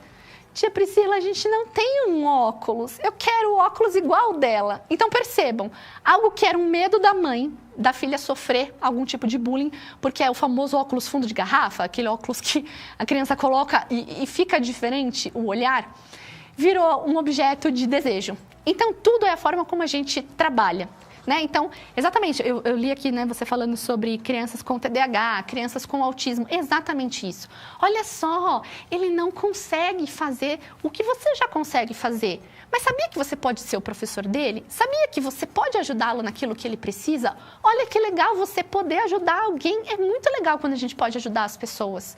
Então, percebem, é sempre do nosso ponto de vista, é sempre da nossa fala, de entender que legal que o outro é diferente. E tudo bem que o outro tem dificuldade. Você está aqui e você pode fazer a diferença na vida dele. Então, é desse ponto de vista, é desse lugar que a gente precisa trabalhar com as crianças. E esses livrinhos, né, infantis, essas histórias como a do Patinho Feio, ajudam muito a gente a trabalhar esses valores e esses princípios.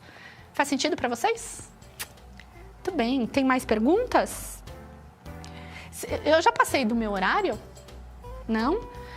Como fazer uma criança autista ser participativa nas aulas? Uau! Olha só que interessante. Essa pergunta é bem complexa, porque quando a gente pensa no TEA, no transtorno do espectro autista, a gente está falando de um espectro, né? A gente está falando de crianças que podem ser muito graves. Eu já cheguei a ter pacientes que, de tanto se bater no mesmo lugar, por exemplo, aqui na testa, fizeram um galo permanente. Como a gente pode ter autistas, né, que estão ali no espectro de alto funcionamento, como Messi, como Michael Phelps, né, aquele nadador americano que deu uma surra de recordes, né, numa das Olimpíadas. Então, o que acontece? A gente está falando de um espectro, mas que no polo do transtorno a gente tem 3 dificuldades principais. A dificuldade com a linguagem e com habilidades sociais. Geralmente são pessoas que não conseguem ler, né, o que a gente chama de teoria da mente.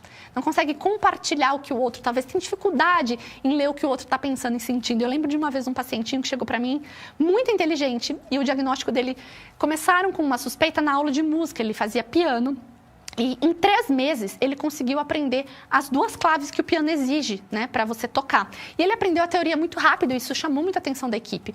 Mas o interessante é que quando a professora de música dizia assim, fulaninho, toca essa música com mais tristeza, o fulaninho. Fulaninho, troca essa música com mais emoção, o fulaninho. Toca com mais alegria. Então, assim, ele não conseguia entender as emoções. Eu lembro que ele dizia assim para mim em sessão, tia Priscila, eu não sei como é demonstrar que é feliz ou triste. Eu não sei olhar para o rosto de alguém e entender se essa pessoa tá chateada comigo ou tá achando que tá tudo bem. Eu não consigo fazer essa leitura, que a gente chama de teoria da mente. Okay? Então, a gente tem um pilar do autismo, que é essa dificuldade em se comunicar socialmente. O que eu sempre sugiro, uma criança que está no espectro autista, provavelmente ela esteja em alguma terapia. Escutem os terapeutas, porque para cada criança a gente vai ter ali estratégias que vão funcionar para aquele momento. E peçam para os pais dessas crianças que vão levar a criança na escolinha, qual o relatório mais atual da terapeuta, da fonoaudióloga. Ali você vai ter as estratégias mais assertivas. No entanto, você como professora, que não avaliou o caso, não tem um diagnóstico, não tem as intervenções precisas, o que você precisa fazer? Incluir, ok? Ah, mas ele vai ficar ali na rodinha no mundo dele. Ele vai ficar ali na rodinha no mundo dele. Ah, mas eu vou tentar chamar a atenção daquela criança. Perfeito. Mas entendam que, em algum momento, a gente não vai, né? Você não é o terapeuta, o psicólogo, o neuropsicólogo, o fonoaudiólogo, que vai ali fazer alguma intervenção específica naquele momento. Você, como pessoa, está ali colocando ele para socializar. Então, é isso que a gente precisa fazer na escola infantil. Eu sei que, às vezes, a gente fica na ânsia de fazer algo muito diferente, mas seja você. Coloque a criança ali para socializar com as demais, sem grandes elucubrações. Eu vejo que a gente procura respostas muito elaboradas, quando na verdade é a vida acontecendo. Então, naquele momento em que é 1 hora que ele está ali com você na escolinha, numa 1h30 durante toda a semana dele, o que você precisa fazer é acolher e preparar as outras crianças do ambiente para acolhê-lo também. Então, você vai dar a história, ele vai estar ali na história. O que você, como professor, vai se atentar a fazer é tentar buscar a atenção dele. Você vai conseguir fazer a leitura. Se aquela criança, e grande parte das vezes a gente consegue chamar a atenção dessas crianças com estímulos visuais, eles gostam muito de música. Então, os recursos que você tem para usar ali em aula vão ser recursos que genuinamente já vão chamar a atenção daquela criança. Mas um segundo momento se você tiver essa liberdade novamente, o diálogo com os responsáveis, perguntem o que o terapeuta, porque geralmente as crianças, o padrão ouro para a gente trabalhar o transtorno do espectro autista é a análise aplicada do comportamento, é o método ABA ou o método Denver. Enfim, esses métodos, eles são extremamente pragmáticos. A gente tem exercícios de comportamento para passar com a criança. Então, se essa criança já está em alguma terapia, muito provavelmente esses pais já sabem quais são essas estratégias para aquele momento do tratamento e conseguem falar sobre isso com você. Então, converse com esses pais sobre o que essa criança tem feito na terapia, sobre o que o terapeuta tem recomendado, o fonoaudiólogo, e aí você vai também conseguir adaptar essas estratégias para o momento de aula, tá bom? Faz sentido? Temos mais alguma pergunta aqui? Costumo falar que a criança é uma esponja e absorve o conteúdo da maneira que passamos. Isso é fato. É importante o professor saber transmitir a informação de forma lúdica, concreta? É muito boa essa pergunta, porque aqui a gente vai para mais um termo, né, da neurociência que vai nos ajudar a entender as nossas ações ali na prática. Existe um termo que se chama sobrecarga de memória operacional. Anotem aí, eu vou explicar muito bem o que é isso. Sobrecarga de memória operacional. O que isso quer dizer? Isso quer dizer o seguinte, na nossa vida como um todo, a gente precisa saber como o nosso cérebro funciona para que a gente consiga ter ali o melhor desempenho em relação a isso. E aí, o que a gente costuma ver? A gente trabalha muito essa parte simbólica com a criança, né? De trazer o que é lúdico, de fazer com que essa criança realmente tenha vários recursos para que isso faça sentido ali para a vida dela. Mas, vocês precisam entender... Opa, deixa eu só arrumar aqui. Soltou? Foi. Que a criança, ela aprende muito basicamente nessa infância, o quanto o cérebro ainda está em desenvolvimento pelo que ela vê. E aí, um erro muito comum dos professores em sala de aula é fazer essa sobrecarga de memória operacional. O que isso significa? A memória, ela não é uma coisa única, né? Então, quando a gente pensa em memória, nós estamos falando de um processo extremamente complexo que envolve mais de 8, 9 subtipos de memória. Memória de curto prazo, memória operacional, memória episódica imediata, tardia, memória semântica. Então, olhem só, é um mundo de informações que, para quem tem interesse, só dá um Google lá em taxonomia da memória, com X. Taxonomia da memória. Memória implícita, memória imediata, enfim, existem uma série de informações. E a memória operacional é essa que está relacionada diretamente à aprendizagem e à atenção. Vou dar um exemplo aqui na prática. Então, por exemplo, estou aqui falando para vocês. Olhem, tomem cuidado na hora de passar ali uma instrução para a criança, porque a criança ela tem uma capacidade atencional, obviamente, menor do que adulto. E a memória dela, obviamente, também vai funcionar de uma forma diferente, com um menor número de informações. Aí você vai dizer assim, tá, mas Priscila, o que isso quer dizer? A memória operacional, por conceito, é aquela memória em que eu vou precisar, por um período curto de tempo, reter uma quantidade de informações para conseguir ter uma ação. Mas eu não vou precisar lembrar disso para o resto da minha vida. Lembra que eu falei aqui, há um pouco tempo atrás, que nem tudo o nosso cérebro precisa memorizar? Então, o que vai acontecer? A memória de curto prazo ou a memória operacional, ela é exatamente essa memória em que eu preciso da informação por um tempo, mas eu não preciso dela para a vida. Vamos dar um exemplo? Um exemplo aqui, se vocês todos, né, antes de eu entrar aqui para fazer a aula, me disseram assim, Priscila, olha, você tem que prestar atenção aqui, você tem que entender que a câmera é essa, que quando acender o verde, aí depois vem o vermelho, blá, blá, blá, blá, tá, ok? Faz sentido para você? Então vai lá e dá sua aula e não erra. Eu preciso guardar tudo isso por um período de tempo, até pelo menos eu sair daqui. Eu preciso guardar essa informação para a vida? Não preciso, mas... Enfim, é algo que eu vou acabar memorizando para sempre. Até eles brincaram aqui comigo. Olha, você às vezes participa da live. Você já decorou como faz, né? Porque você faz repetidas vezes e o cérebro entende que aquela informação é forte e memoriza. Mas olhem só, essa informação, essa memória operacional, ela está acontecendo o tempo inteiro na nossa vida. E por que isso é importante numa sala de aula? Porque você está lá contando uma história de 10 minutos para a criança. E você vai pedir depois para ela fazer, né, tirar alguma dúvida. E aí, criança, geralmente, né, a gente termina a história e pergunta assim, crianças, vocês entenderam? Aí a criança vai te olhar e vai te responder assim, sim ou não. E aí, o que vai influenciar nesse primeiro momento, pensem, a gente só forma memória se a gente parou para prestar atenção. Mas olhem só o que acontece. Os professores, grande parte das vezes, eles são verborrágicos, falam demais. Né? Falam. O que está acontecendo? Eu estou sobrecarregando a memória operacional da minha criança, porque eu estou passando informações que eu preciso que ela resolva ali naquele momento. Por exemplo, a instrução ali do exercício. Então, terminei a história, quero saber se a criança compreendeu o que foi que eu expliquei. E aí você vai pedir para a criança. Né? Então, olha, entenderam o que foi falado aqui? Ah, sim, professora. Não, professora. Uns entendem a história inteira, outros só vão entender o clímax da história. Outros só a mensagem final de salvação, porque só prestaram atenção nisso. A grande questão é a seguinte. Todos nós, o tempo inteiro, vamos estar lidando com essa memória operacional, de ter que gravar alguma coisa por um período de tempo para ser eficiente. Mas, o que vai acontecer? Se você, para uma criança, passar muita informação de uma vez e não repetir da mesma forma que você falou, vocês entendem a complicação que você vai dar para essa criança conseguir compreender aquilo que você está dizendo? Então, grande parte das vezes, o que a gente está falando de dificuldade da criança, essa criança aqui não está entendendo. Por exemplo, você vai passar um exercício ali para ela fazer. Vocês precisam pintar o desenho. Só que o pé tem que ser de azul, a mão tem que ser de rosa e a roupa tem que ser de verde. Pronto. Olha quantas informações você já passou para a criança. Então, o que começa a acontecer? Todas as vezes que vocês forem intencionais, eu quero que a criança memorize isso, seja o mais objetivo possível para a gente reduzir essa memória operacional, essa memória daquele momento em que ela precisa reter para fazer. Porque quanto menos informações, mais fácil ela vai conseguir operacionalizar aquilo que você está falando. Mães fazem isso o tempo inteiro. Elas chegam em casa e falam assim, filho, você já fez a tarefa, você já fez isso, você já fez aquilo, pega aquilo outro. A criança vai ficar assim, hã? Pra onde eu vou? Aí você fala assim, meu filho não presta atenção em mim.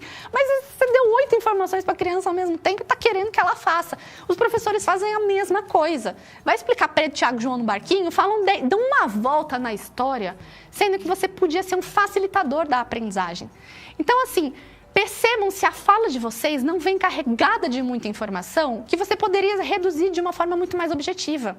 Segundo ponto, quando uma criança manifestar alguma dúvida, o nosso primeiro pensamento é assim, expliquei mal.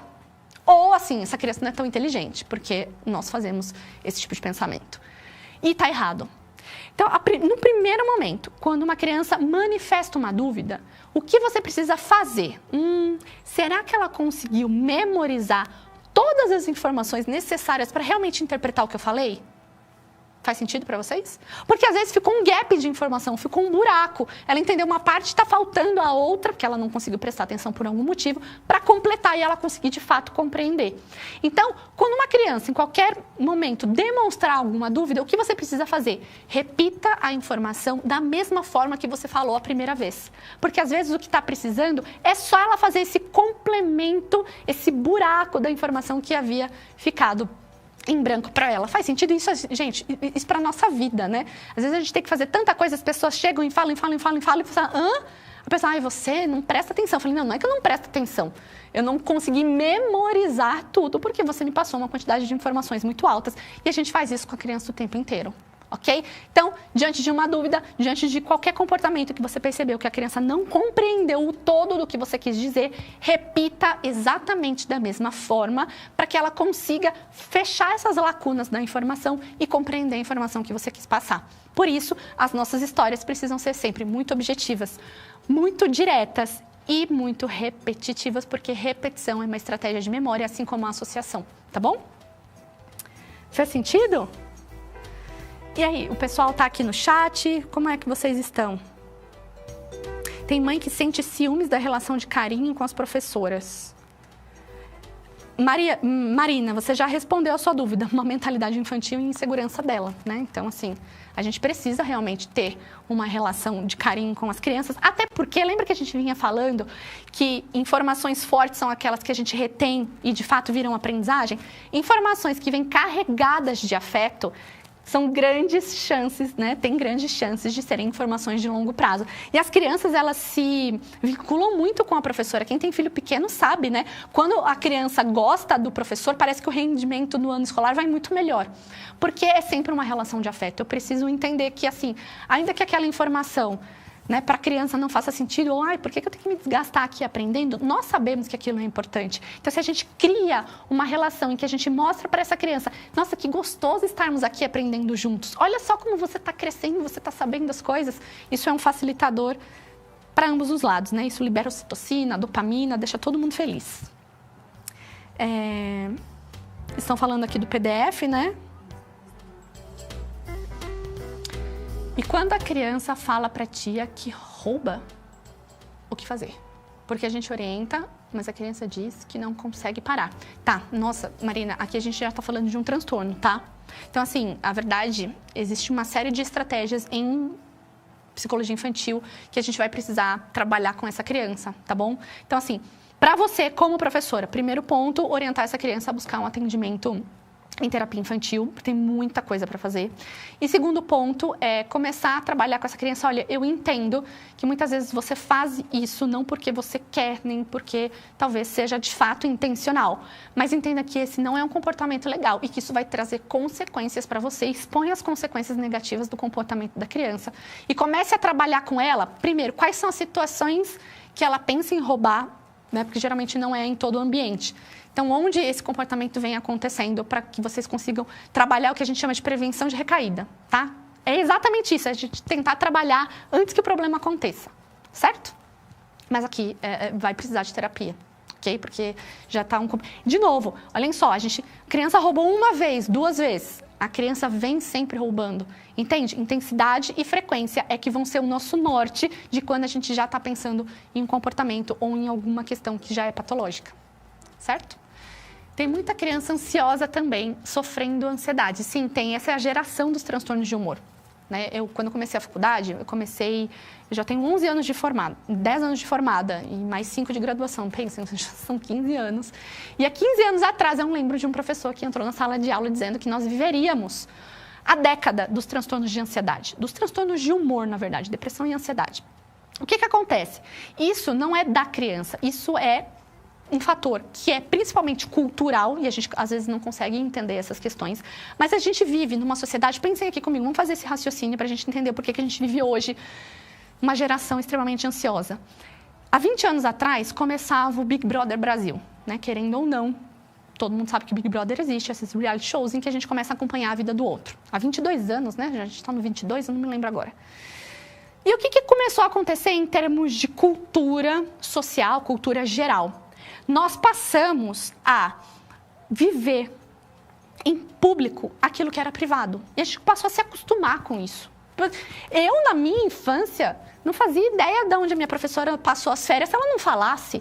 E quando ela falava lá na sala de aula, eu tinha que ficar imaginando para onde é que ela foi, como é que foram as coisas. Hoje, você vê sua professora de biquíni no Instagram. Entende? E é normal. Eu vejo que a mãe, né, das crianças está fazendo. Então, assim, a gente passou a viver uma normalização daquilo que é íntimo e privado, certo? Então, olhem só, a gente não chega num lugar do nada, né? De uma hora para outra, não é. É uma construção. E aí vem o Big Brother, a gente vai se amaciando, a se acostumar a expor aquilo que é privado. E aí chegam as redes sociais, Facebook e Instagram. Então, não só eu começo a acompanhar a vida do outro, como o outro também começa a acompanhar a minha vida. E não mais isso, eu começo a sofrer a pressão para mostrar a minha vida. Só que não é qualquer vida, é uma vida perfeita. Só que ninguém tem uma vida perfeita. Ninguém tem uma vida perfeita. E aí, quando eu abro aqui o meu Instagram, quando eu abro o meu Facebook, eu começo a falar assim, meu Deus do céu, e agora, né, o que eu faço para me expor? E a gente começa a viver uma geração, não só que agora já se acostumou a expor, não só o que é privado, expor a casa dela, mas o que é íntimo, a gente vê as pessoas levantando de pijama. Qual a necessidade disso? Não sei, mas a gente vê. E aí, começa só, mas isso aí quem está fazendo é o outro. Não, não se engane, essa pressão social vem para cima de você. Revolução tecnológica, é tudo muito rápido, é tudo para ontem, o sucesso é para amanhã. E a gente começa a colocar a nossa criança também nesse padrão de vivência individualista, consumista, a explorar, enfim, uma sociedade adoecida. E a gente começa a ver agora também as crianças extremamente adoecidas, né? Enfim, cobrando ali, mamãe, eu quero isso, meu amiguinho já tem, só que num nível que hoje, por conta da exposição pública, é muito maior.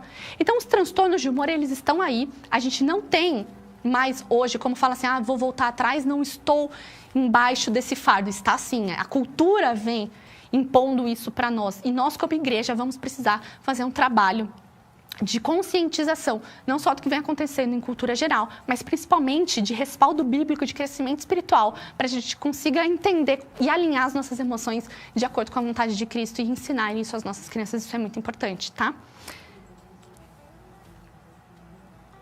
Tem mãe que sente ciúmes da relação. Isso eu já acabei comentando. Assim, entendam, ciúme é o comportamento do outro. O que eu posso fazer em relação ao comportamento do outro? Nessa questão de relação de afeto com a criança, nada. E aí você já termina, né, a resposta. Mentalidade infantil e insegurança da mãe. Então, assim, ela vai precisar trabalhar essas questões com ela mesma. Ok? Você, como professor, a única estratégia que eu posso, talvez, fomentar aqui enfim, já sabendo que a mãe tem essa imaturidade, não fomente essas questões de comportamento na frente dela. Entende? Tipo assim, porque as pessoas, elas são imaturas, né? Existe uma questão que a gente chama em psicologia de comportamento não verbal, que é aquele comportamento que a gente não fala, mas a gente demonstra através dos nossos gestos, das nossas expressões. E eu vejo muitas vezes acontecerem essas competições, sabe?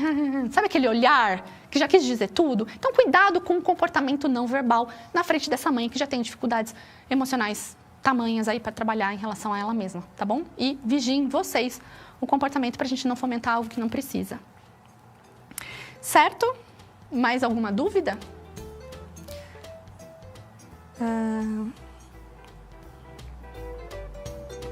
Ok, então... Dúvida financeira?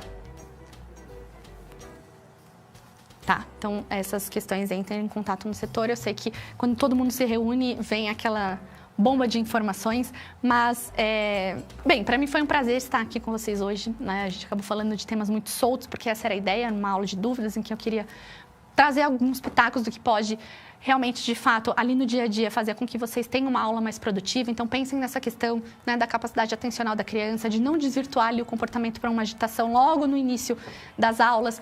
Pensem em estratégias que vocês, de fato, consigam lidar com o comportamento e com o controle da sala de aula quando vocês têm um grupo muito heterogêneo. Pensem nessas questões de neurociência, quando a gente está falando de usar todos os órgãos do sentido para promover, de fato, uma informação importante, né, com uma força para que o nosso cérebro entenda e gere isso, um processo de aprendizagem maior. E também tomem cuidado com a sobrecarga de memória operacional, sejam objetivos diretos com as nossas crianças, saibam incluí-las, entendam que ali como professor, não se coloquem nesse lugar de serem o salvador da vida e que a aula de vocês precisa ser fantástica o tempo inteiro. Vida real não é assim, vocês vão ter dificuldades, nem sempre vai ser legal, mas deem o melhor de vocês, saibam que as dificuldades são inerentes a todos nós e que, de alguma forma, tentando dar o nosso melhor, isso já vai trazer o resultado na vida do outro. Frutifiquem do espírito, que vocês, como professora da escola infantil, sejam um exemplo que essas crianças vão ter de referência lá na vida. Quando eu crescer, eu quero ser como uma professora. Expliquem, ensinem inclusão no próprio comportamento, nas ações de vocês, no olhar de vocês, na fala de vocês. Isso diz muito mais sobre o que vocês vão ensinar, sendo vocês essas pessoas. Comuniquem muito bem com esses pais, com esses responsáveis que levam as crianças ali até a aula. Tenham esse canal de comunicação e de troca, estejam sempre interessados em aprender, em crescer como seres humanos, como pessoas em Cristo, para que, gente, de fato, hoje o que falta é que a gente realmente... Quantas pessoas você coloca assim na tua mão e diz assim, esses são servos de Deus e o comportamento dele realmente fala de Jesus? Você, professora da escola infantil, precisa ser essa pessoa para essas crianças. Isso está acima de qualquer coisa, certo? Deus abençoe vocês. Foi um prazer estar aqui, espero receber mais convites para talvez trazer aqui um tema mais específico, não só dúvidas gerais, mas foi um prazer. Deixem aqui mensagens, se ficou alguma dúvida, escrevam lá para as nossas professoras aqui do Ministério Infantil, elas vão poder me repassar e a gente pode até preparar depois um material em PDF, em PowerPoint para vocês terem para estudar, tá bom? Deus abençoe, até a próxima. Algum recado da equipe? Importante? Não, vocês têm ali o canal de comunicação com elas. Foi um prazer estar aqui com vocês. Fiquem com Deus. Até mais. A paz do Senhor Jesus.